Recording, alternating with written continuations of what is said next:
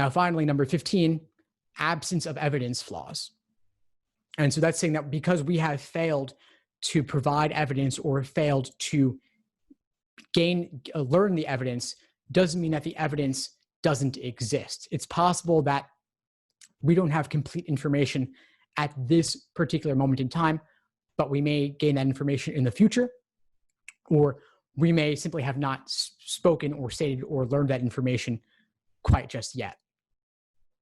And so I raised this example a few weeks ago, raising it again here. We have the example of we lack a scientific explanation of zombies. And they're concluding that voodoo could not possibly be a scientific enterprise. Anybody want to share their thoughts on this one? What are they failing to consider in this argument? I'll try and tackle it.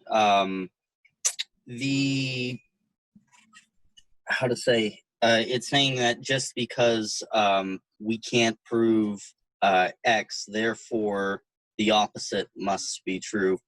And I might be flubbing it a little bit, but I recall a similar example that said there isn't proof of God, therefore God does not exist, which would be equally fallacious. Yeah, awesome. You're exactly right. So because we haven't gotten the proof, therefore that explanation could not possibly be correct.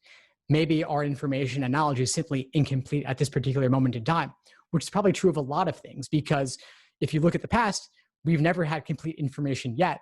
Why should this moment in time in 2020 be any different? We'll probably learn new things in the future.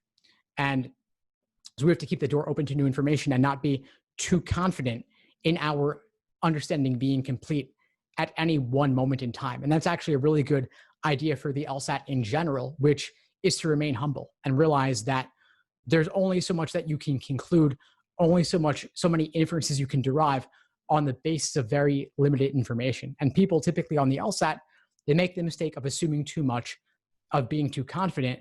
And part of doing well on this is realizing just how little you know and drawing more limited conclusions rather than more extreme ones. My main reason for bringing up this example is the idea that because we've never gotten a scientific explanation, that we never could get one in the future. It's the big takeaway here. Thanks for tuning into the show. Please subscribe if you haven't done so already to be notified of new episodes as I release them. And feel free to reach out if you need anything at all as you move forward with your prep. I'm happy to help however I can. In the meantime, I wish you all the best and take care.